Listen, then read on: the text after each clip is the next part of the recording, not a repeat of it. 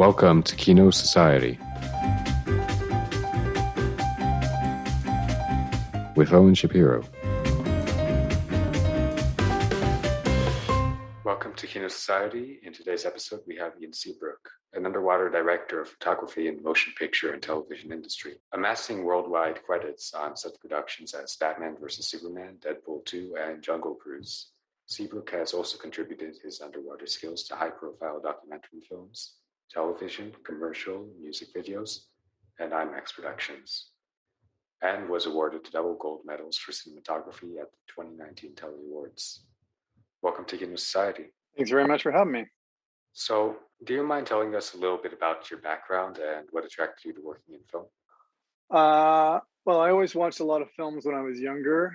I saw a lot of, Lawrence of Arabia type productions when I was growing up, and it never occurred to me to work in film during that time. I mean, my interest in underwater filmmaking was probably more spurned by the Disney nature shows that I would watch when I was younger, and also Thunderball or any other James Bond movies where they would have underwater sequences in them, and then Jaws and the Deep and so on and so forth. So I was a diver first before I was in the film industry.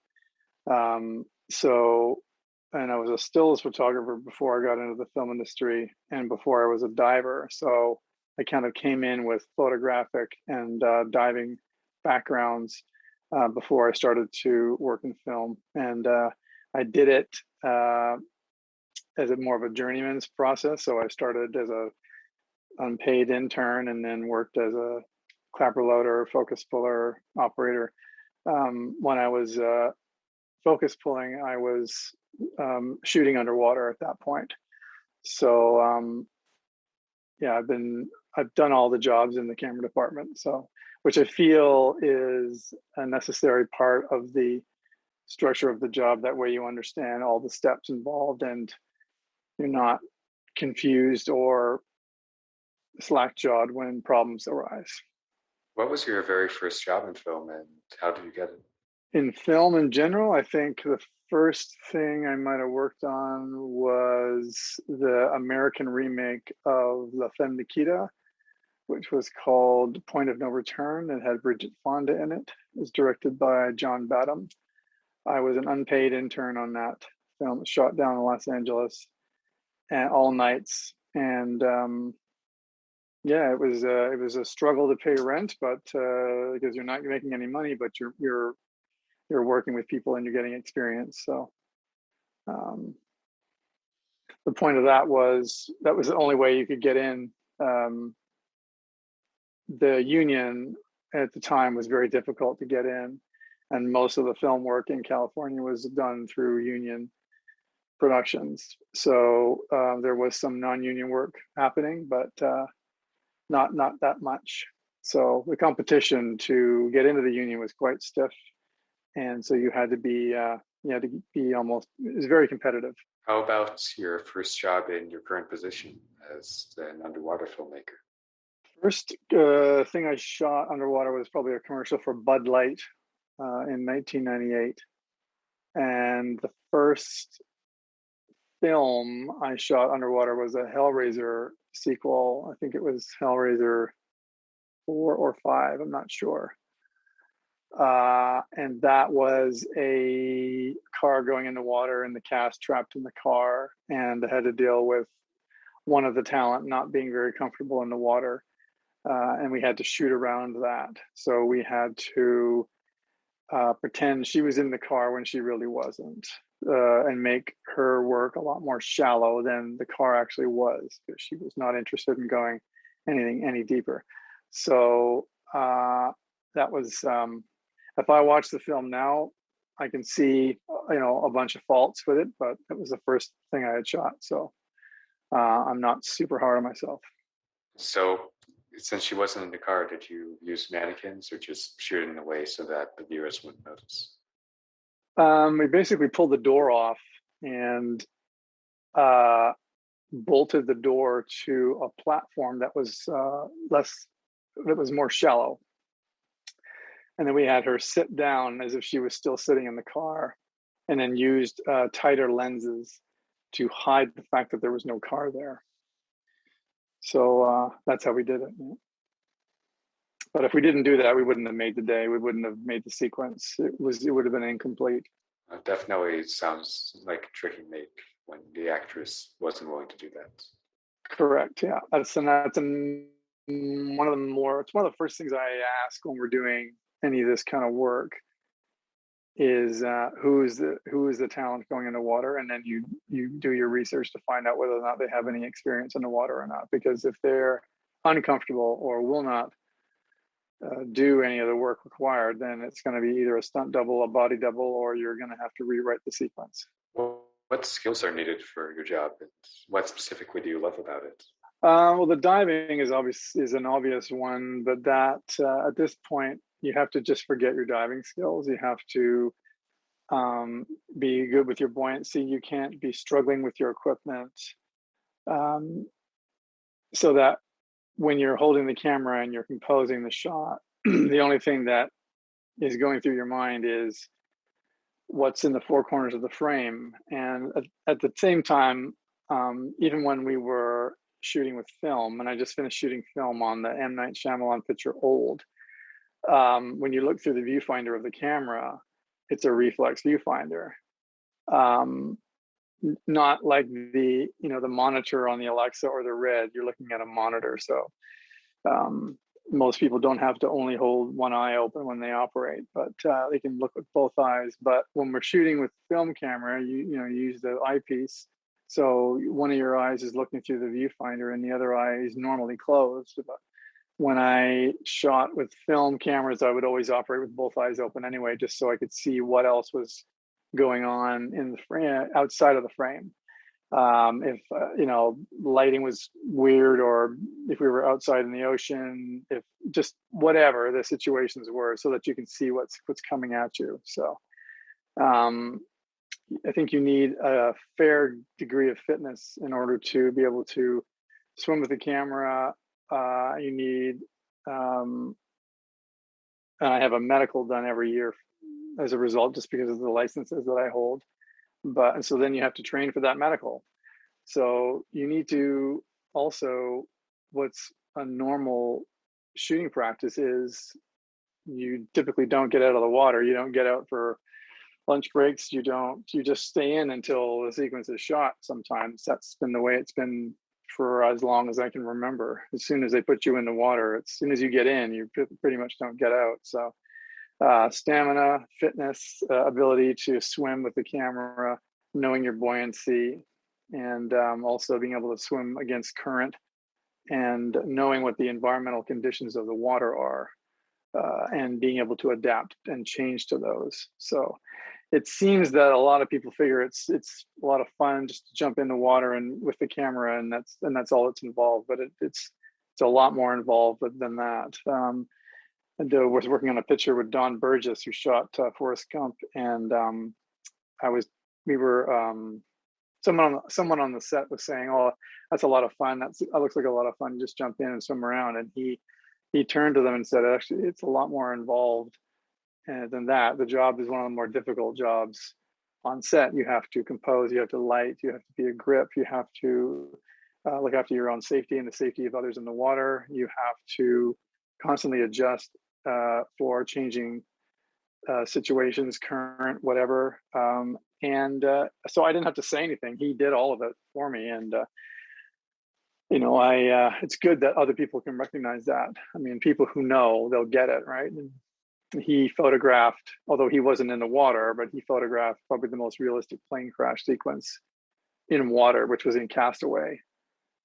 Mike Thomas was the underwater cameraman on that job. So it still trumps any other, not to use that word, it still is the best plane crash sequence in water that I've seen. Not that it's a common sequence, but it's very realistic. It's really, really well done. Are there any big differences between working underwater and on land? Yeah, communication is probably the foremost one. I mean, I use an underwater speaker, which many people use also. who do this job. It's a one-way system where the director can speak and no one can answer back. So it's like the director's fantasy.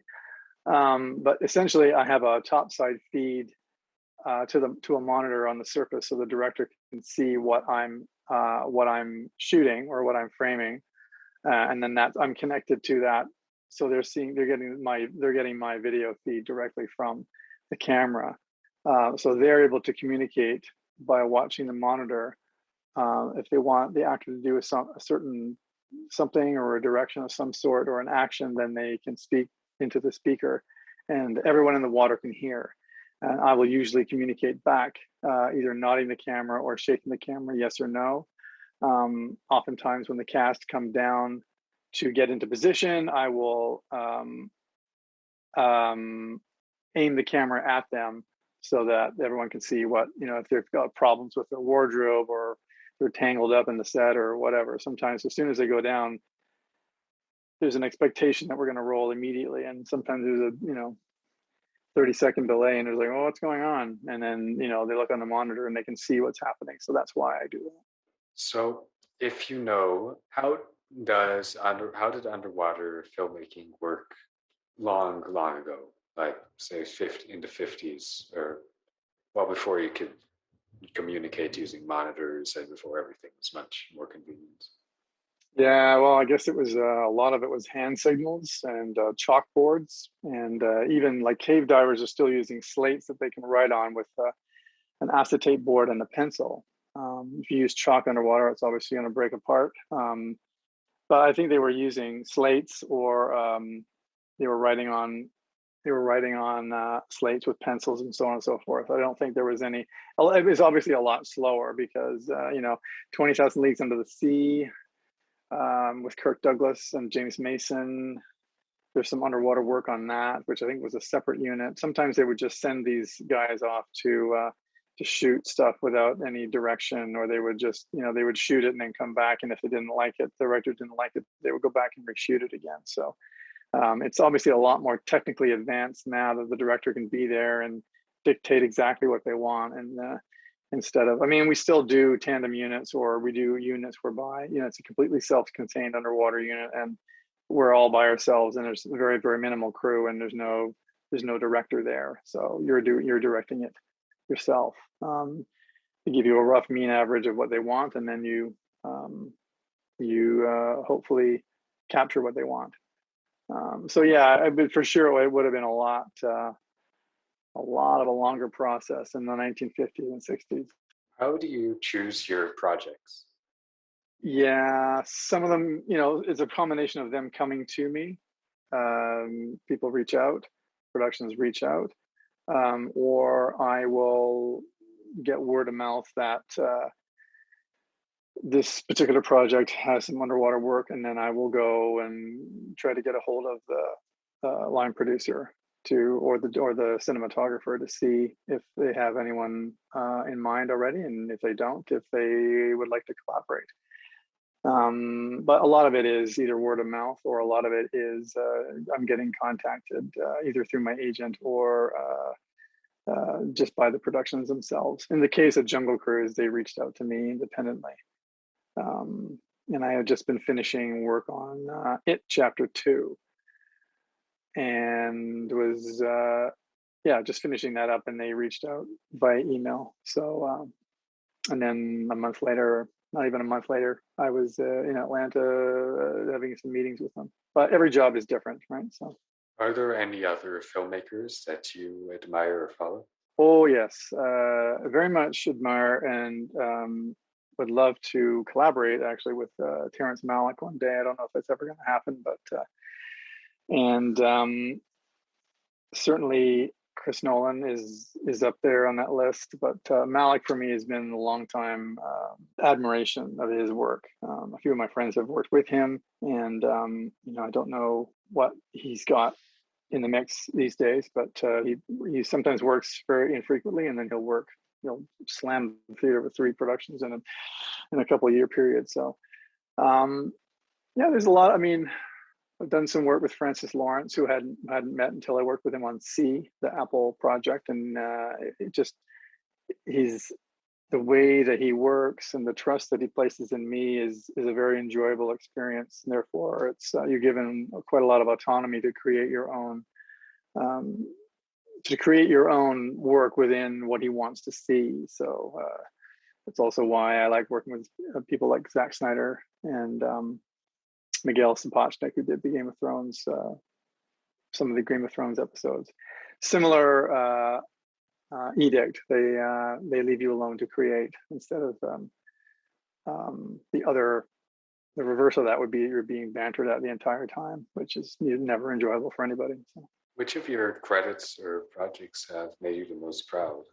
I mean, the film might not have been a fabulous film, but the work that we did on Batman versus Superman, when we went to Tahiti to shoot the kryptonite rock discovery sequence, just the environment. I mean, I love the South Pacific. I've been there several times. The people were so wonderful. It's so beautiful there. What we were shooting was also very free flow. I mean, we shot probably 17 different angles on what became just 2 shots in the film. And just the flow with which that whole production was while we were there. It was a reduced crew that went to Tahiti to shoot that sequence. That was one of my favorites for sure. Working with Tommy Lee Jones and Ashley Judd on Double Jeopardy, they were both very, very good in the water, even though they were both inside of a car. Yeah, it's been, each production is different, and the challenges of that are also different. And when you place people in open ocean environments versus just shooting them in a tank, it just depends on what the sequence entails. And so, working in the open ocean was quite with just the marine life that was swimming around us was just wonderful on that film. Yeah, definitely sounds like quite an experience to take a plane trip to an entire other country just to shoot a very small portion of a movie. So they definitely had a lot of money to spend. Can you tell that? Yeah. Yes. Which of your works is the most challenging, though? Was the hardest to pull off, maybe? Well, when we did iRobot, we had 2 cars that were smashed together from a car accident that were both on a gimbal above the water, and then they were both lowered into the water. In one car was a 14-year-old girl, and then in the other car was myself and Will Smith's stunt double, who we were only over his shoulder. We never saw his face or anything, but you ask these questions, are you comfortable? How much water work have you done? So on and so forth. And, depending on the answer you get, you'll say, okay, well, this is either going to go one way or the other. Well, on that particular sequence, the stunt personnel were not very comfortable in the water when the car is submerged. And so the fact that there was a 14-year-old girl, she was a synchronized swimmer, so she could hold her breath for quite a long time. So the shot, if you see the film, it starts kind of behind. It's almost like a 180. It's a 180 degree pan from the car where the girl is positioned to the back of the car that Will Smith is supposed to be in. So just coordinating that to make sure that the girl in the car was comfortable, even though there's a lot of times the camera is panning on and off of her, so she's still holding her breath while she's not even on camera. That took some coordination for sure. On Jungle Cruise, when Emily Blunt's character solves the puzzle piece, the question came up that we have to raise the set, and the camera has to be attached to the set as the set's raising. So typically what you would do is you would just either bolt the camera to the set with speed rail, bolt the camera in the housing to the set with speed rail,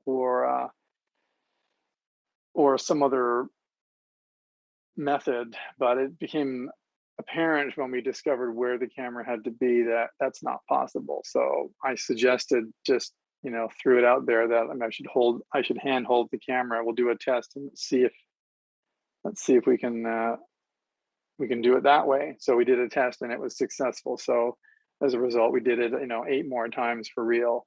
But so you're taking a camera in a housing with a lens that's about 80 pounds out of the water, and in the water it's slightly negative, so that if you were swimming with it and you let it go, it would slowly sink. It's not that it would float or anything. So the whole point of ballasting the camera in the water is so that you're not fighting to pull it down, or you're not fighting to pull it to push it up. It's supposed to be neutrally buoyant, so you can. It's no different from a steady cam or a crane, or you're just working with a balanced camera. So while holding that camera housing, while the set was being lifted up, there was a lot of water pressure pushing down on me to keep the camera stable. So you had to hold the camera for the entire time. And even when the shot's finished, just then the camera's out of the water, you still have to, keep the shot. So that was on that film. That was pretty much the challenge on that job. What advice would you give to an aspiring filmmaker today? If they're thinking of becoming an underwater cinematographer, for sure, it would be to become a diver first and foremost, and to have your diving skills dialed before you decide to attempt to get a camera. Again, it's a long process. It's not just simply a question of jumping in the water and grabbing onto the camera in the housing. There's a lot of factors involved. So if for any aspiring underwater cinematographers, I'd just say pay attention to your diving skills, and just so much that you can forget about them. Still camera would be a good idea for you to learn composition and how to swim with the camera. And yeah, for sure. And that's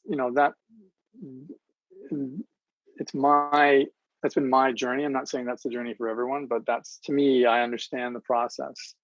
I think a lot more doing it the journeyman way instead of just skipping steps. But and also, just while you're diving, look around and look how the light falls, and look what it does at certain depths, or when cloud comes over, because you're going to have to try to replicate that.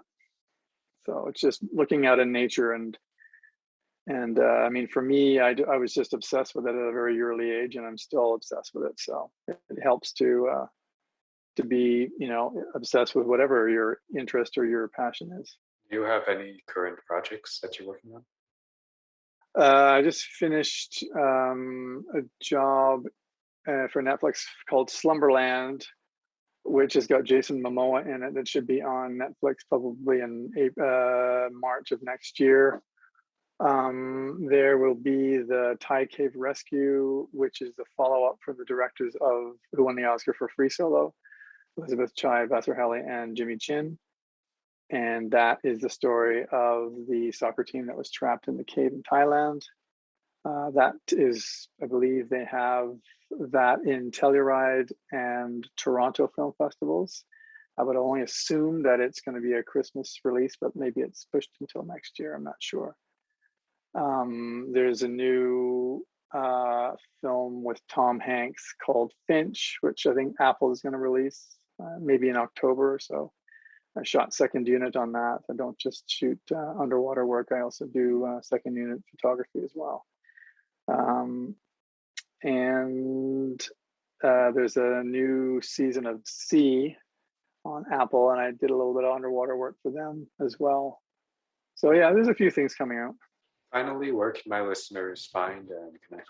I'm on Instagram. My Instagram handle is dorsalfinprod, or just type in my name, Ian Seabrook. I do have a website like everybody else. It's dorsalfin.net. And then linked to that, I have my second unit and surface sort of cinematography site, which is ianseabrook.net. I'm not really on Twitter. Right, that's all for today. Don't forget you can subscribe to Kino Society on iTunes and Spotify.